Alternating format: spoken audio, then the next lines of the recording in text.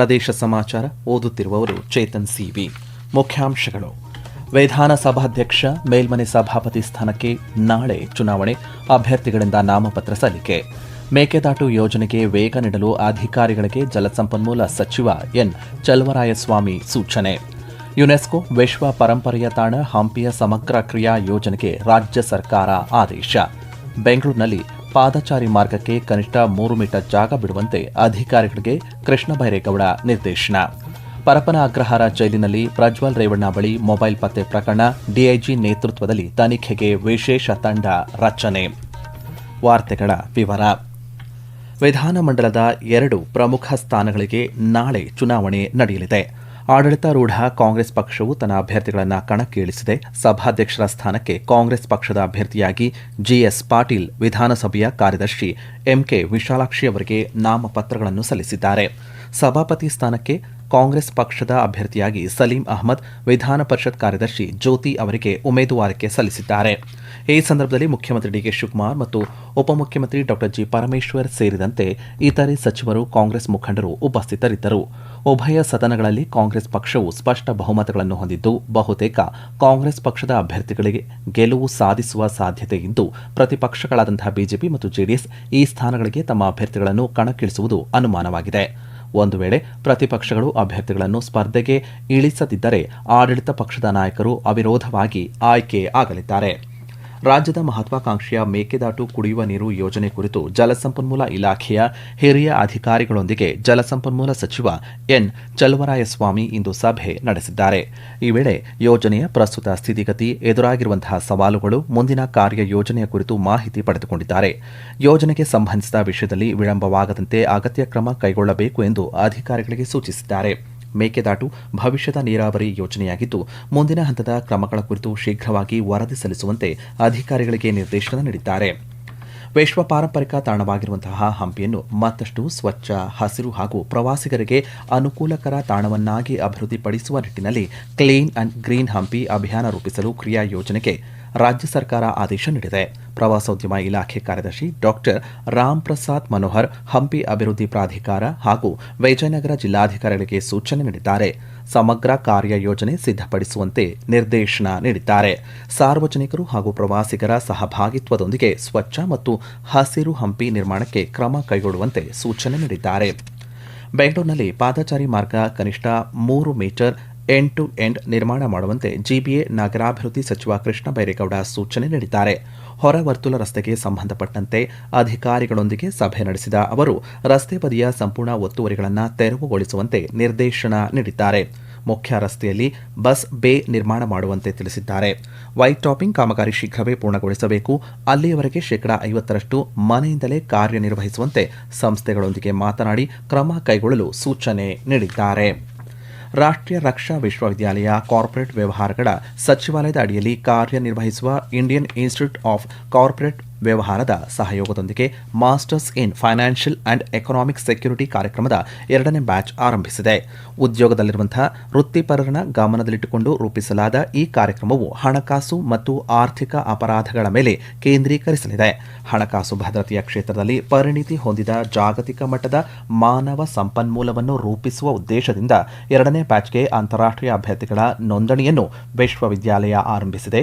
ರಾಜ್ಯದ ಕ್ಯಾಂಪಸ್ನಲ್ಲಿ ಸ್ನಾತಕೋತ್ತರ ಕಾರ್ಯಕ್ರಮಗಳ ಪ್ರವೇಶಾತಿಯು ಮುಕ್ತವಾಗಿದೆ ಎಂದು ವಿಶ್ವವಿದ್ಯಾಲಯದ ಸಹಾಯಕ ನಿರ್ದೇಶಕರಾದಂತಹ ಡಾಕ್ಟರ್ ನಂದಕುಮಾರ್ ಪೂಜಾ ತಿಳಿಸಿದ್ದಾರೆ.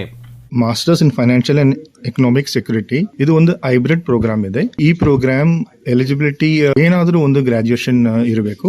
ಈ program basically financial crime, cyber threat, organise crime, emerging border security issues ಇದೆಲ್ಲ ಇದರಲ್ಲಿ ಫೋಕಸ್ ಮಾಡ್ತಾ ಇದೀವಿ. ಇದು ಒಂದು ನ್ಯಾಷನಲ್ ಸೆಕ್ಯೂರಿಟಿಗೆ ಬಹಳ ಮುಖ್ಯ ಇದೆ. ಈಗ ಏನೆಲ್ಲ technology related, AI related threat ಎಲ್ಲ ಇದೆ, ಈ ಪ್ರೋಗ್ರಾಮ್ ಒಳಗೆ ಎಲ್ಲ ಕವರ್ ಮಾಡ್ತಾ ಇದೀವಿ. ಪ್ರದೇಶ ಸಮಾಚಾರ ಕೇಳುತ್ತಿದ್ದೀರಿ.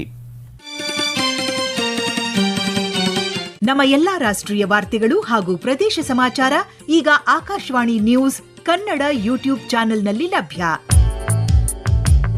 ನಮ್ಮ ಎಕ್ಸ್ ಖಾತೆ ಮತ್ತು ಇನ್ಸ್ಟಾಗ್ರಾಂ ಖಾತೆ ಆಕಾಶವಾಣಿ ನ್ಯೂಸ್ ಕನ್ನಡ. ಹೆಚ್ಚಿನ ಮಾಹಿತಿಗಾಗಿ ನಮ್ಮ ಫೇಸ್ಬುಕ್ ಖಾತೆ AIR ಕನ್ನಡ ನ್ಯೂಸ್ ಅನುಸರಿಸಿ. ಮಾಹಿತಿಯ ಹೂರಣ, ವಾರದ ಕಾರ್ಯಕ್ರಮ ಪ್ರಚಲಿತ ವಿದ್ಯಮಾನ ಪ್ರತಿ ಬುಧವಾರ 9:15ಕ್ಕೆ. ಪರಪ್ಪನ ಅಗ್ರಹಾರ ಜೈಲಿನಲ್ಲಿ ಮಾಜಿ ಸಂಸದ ಪ್ರಜ್ವಲ್ ರೇವಣ್ಣ ಕೋಣೆಯಲ್ಲಿ ಮೊಬೈಲ್ ಪತ್ತೆ ಪ್ರಕರಣಕ್ಕೆ ಸಂಬಂಧಪಟ್ಟಂತೆ ತನಿಖೆಗಾಗಿ ಡಿಐಜಿ ಶ್ರೇಣಿಯ ಅಧಿಕಾರಿಯ ನೇತೃತ್ವದಲ್ಲಿ ವಿಶೇಷ ತಂಡ ರಚಿಸಲಾಗಿದೆ. ಜೈಲು ಮತ್ತು ಸುಧಾರಣಾ ಇಲಾಖೆಯ ಡಿಐಜಿ ಜಿನೇಂದ್ರ ಖನಗಾವಿ ನೇತೃತ್ವದಲ್ಲಿ ವಿಶೇಷ ತಂಡ ರಚನೆಯಾಗಲಿದೆ ಎಂದು ಕಾರಾಗೃಹ ಇಲಾಖೆ ಮಹಾನಿರ್ದೇಶಕ ಅಲೋಕ್ ಕುಮಾರ್ ತಿಳಿಸಿದ್ದಾರೆ. ಜೈಲಿನ ಕೋಣೆಗೆ ಮೊಬೈಲ್ ಹಸ್ತಾಂತರಿಸಿದವರು ಯಾರು ಎಂಬ ಕುರಿತು ತನಿಖೆ ನಡೆಯಲಿದೆ. ಆಂಧ್ರಪ್ರದೇಶದಿಂದ ಬಂದಿರುವ ಸಿಮ್ ಕಾರ್ಡ್ಗಳ ಬಗ್ಗೆಯೂ ತನಿಖೆಗೆ ನಿರ್ಧರಿಸಲಾಗಿದೆ. ಈ ಹಿನ್ನೆಲೆಯಲ್ಲಿ ಡಿಐಜಿ ಜಿನೇಂದ್ರ ಖನಗಾವಿ ಡಿಜಿಪಿ ಅಲೋಕ್ ಕುಮಾರ್ ಅವರನ್ನು ಭೇಟಿ ಮಾಡಿ ತನಿಖೆಗೆ ಸಂಬಂಧಪಟ್ಟಂತೆ ಚರ್ಚೆ ನಡೆಸಿದ್ದಾರೆ. ರಾಜ್ಯದ ಹಲವೆಡೆ ಇಂದು ಹರ್ ಘರ್ ತಿರಂಗಾ ಅಭಿಯಾನ ನಡೆಯಿತು. 80ನೇ ಸ್ವಾತಂತ್ರ್ಯ ದಿನಾಚರಣೆ ಅಂಗವಾಗಿ ಪ್ರಧಾನಿಯವರ ಕರೆಯಂತೆ ಹಮ್ಮಿಕೊಳ್ಳಲಾಗಿರುವಂತಹ ಹರ್ ಘರ್ ತಿರಂಗಾ ಅಭಿಯಾನಕ್ಕೆ ಚಿತ್ರದುರ್ಗ ನಗರದಲ್ಲಿ ಮಾಜಿ ಶಾಸಕ ಜಿಎಚ್ ತಿಪ್ಪಾರೆಡ್ಡಿ ಚಾಲನೆ ನೀಡಿದರು. ಪ್ರತಿಯೊಬ್ಬ ನಾಗರಿಕನು ತಮ್ಮ ಮನೆಗಳ ಮೇಲೆ ತ್ರಿವರ್ಣ ಧ್ವಜವನ್ನು ಹಾರಿಸುವ ಮೂಲಕ ದೇಶದ ಐಕ್ಯತೆ, ಅಖಂಡತೆ ಮತ್ತು ಸ್ವಾತಂತ್ರ್ಯ ಹೋರಾಟಗಾರರ ತ್ಯಾಗವನ್ನು ಸ್ಮರಿಸಬೇಕು ಎಂದು ಕರೆ ನೀಡಿದ್ದಾರೆ.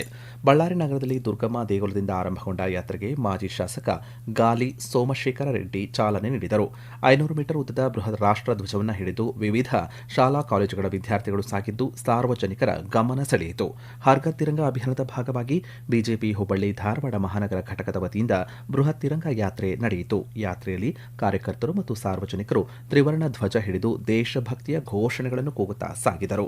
ಹಾಸನ ಜಿಲ್ಲಾ ಬಿಜೆಪಿ ವತಿಯಿಂದ ಹರ್ ಘರ್ ತಿರಂಗಾ ಬಗ್ಗೆ ಜಾಗೃತಿ ಮೂಡಿಸುವ ಅಂಗವಾಗಿ ನಗರದಾದ್ಯಂತ ಬೈಕ್ ಮೂಲಕ ಜಾಗೃತಿ ಜಾಥಾ ಹಮ್ಮಿಕೊಳ್ಳಲಾಯಿತು. ವಿಜಯನಗರದ ಹೊಸಪೇಟೆಯಲ್ಲಿ ಇತಿಹಾಸ ಪ್ರಸಿದ್ಧ ವಡಕರಾಯ ದೇಗುಲದಿಂದ ಅಭಯ ಆಂಜನೇಯ ದೇಗುಲದವರೆಗೆ ಹರ್ ಘರ್ ತಿರಂಗಾ ಯಾತ್ರೆ ನಡೆಯಿತು. ವಿಜಯಪುರದಲ್ಲಿ 80ನೇ ಸ್ವಾತಂತ್ರ್ಯ ದಿನಾಚರಣೆ ಅಂಗವಾಗಿ 300 ಮೀಟರ್ ಉದ್ದದ ತಿರಂಗಾ ಯಾತ್ರೆ ಆಯೋಜನೆ ಮಾಡಲಾಗಿತ್ತು.